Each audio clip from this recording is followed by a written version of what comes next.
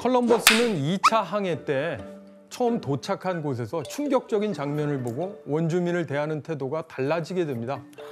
어떤 장면을 보았을까요? 충격적이야?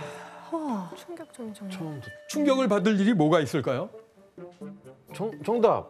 예, 지원 씨. 뻔한 거죠. 이 대륙인 줄 알았는데 섬이었던 거야. 그런 충격도 있지만 예, 거기 누군가를 남겨놨다고 예, 수용 인원 때문에. 라나비다 정답. 마을. 예, 그 혜성 씨? 선원들 남기고 갔는데 아무도 없는 거예요.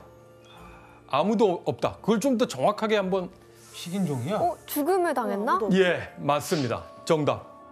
남기고 간 선원들의 시체를 보았습니다. 왜 죽였지 근데?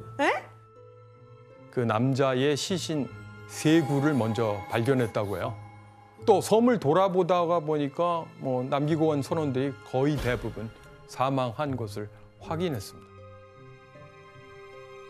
근데 정말 원주민이 죽인 건가요? 예, 그래서 한 부족장이 스페인인들이 금과 원주민 여인에 대한 탐욕이 너무 강해서 주변 원주민들에게 살해당했다라고 얘기해줘요. 그렇게 얘기는 들었지만 실제 어떤 일이 벌어졌는지 정확히 아는 사람은 없는 거죠. 그 사이에 무슨 일이 벌어졌는지를. 아무도 모르는구나. 어떻게? 자, 이제 컬럼버스와 원주민들의 관계가 어떻게 이제 변해가고 있을까요? 다소 가혹하게 다루기 시작합니다.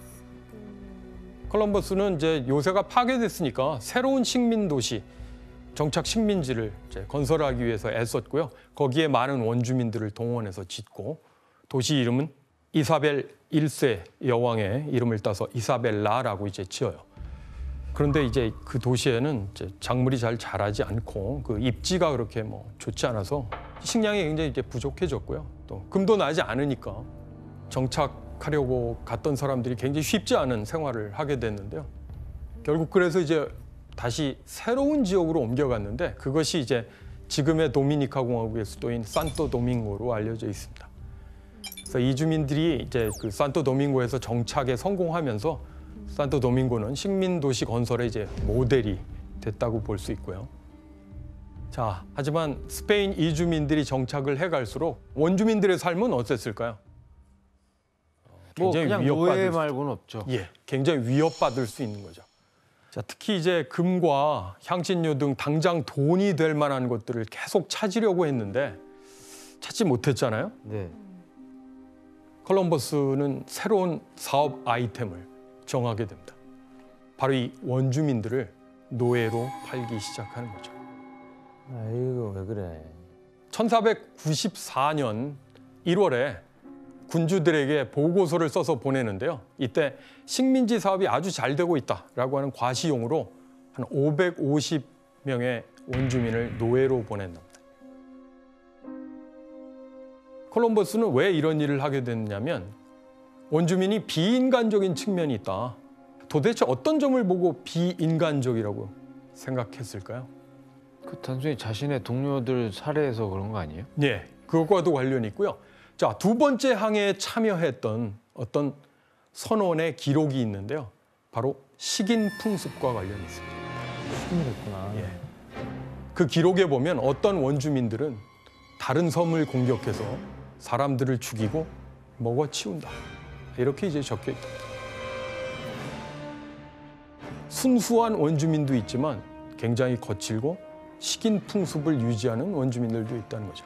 그래서 콜럼버스 일행은 이런 식인종들은 스페인으로 보내야 한다. 사람 손을 잡고. 자, 어떤 장면인지 충분히 살펴보실 수 있죠. 손을 왜 다 너무 자르지? 잔인해. 예, 스페인인들이 원주민의 손목을 자르고 있는 모습이에요.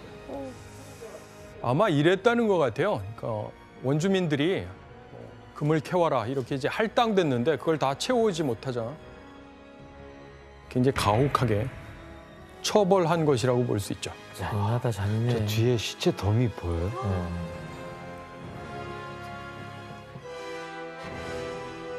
그래서 부모들은 아이들을 노예로 넘기지 않기 위해서 물에 빠뜨려 죽이거나 또 가족이 집단 자살을 하는 등 굉장히 비극적인 이야기도 많이 일어나는데요. 자, 이 모든 기록은 1540년대에 스페인 신부 바르돌로메 데 라스 카사스가 인디아스 파괴에 관한 간략한 보고서라는 글을 쓰게 됩니다. 거기에는 이런 내용들이 그야말로 수도 없이 기록되어 있습니다. 2차 항해까지 했는데 금과 향신료를 많이 얻지는 못하고요. 이렇게 원주민들을 노예로 삼아서 유럽에 판매하는 것, 그것이 이제 가장 큰 이익을 안겨준 항목이라고 이제 볼 수 있을 것 같아요. 이쯤해서 위대한 탐험가 또 개척 영웅으로 알려진 콜럼버스가 다른 한편으로는 어떤 면모를 갖게 된 거죠? 노예 상인 그리고 원주민 세계의 파괴자였던 것이죠. 바로 이러한 점 때문에 콜럼버스의 발견을 찬양하는 것은 나치가 자행한 홀로코스트를 찬양하는 것과 다름없다.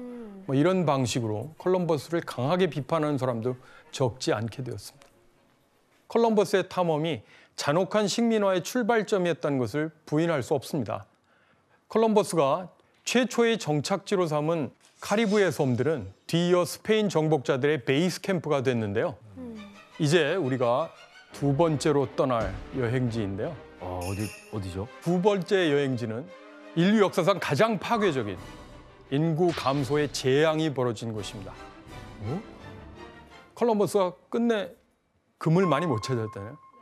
그래서 이제 수많은 스페인인들이 분명히 거기 있을 거라고 하는 생각들을 계속하고 아메리카 땅을 많이 찾아오게 됩니다. 그래서 1519년 무렵에 본격적인 대륙 정복의 시대가 시작됐는데요.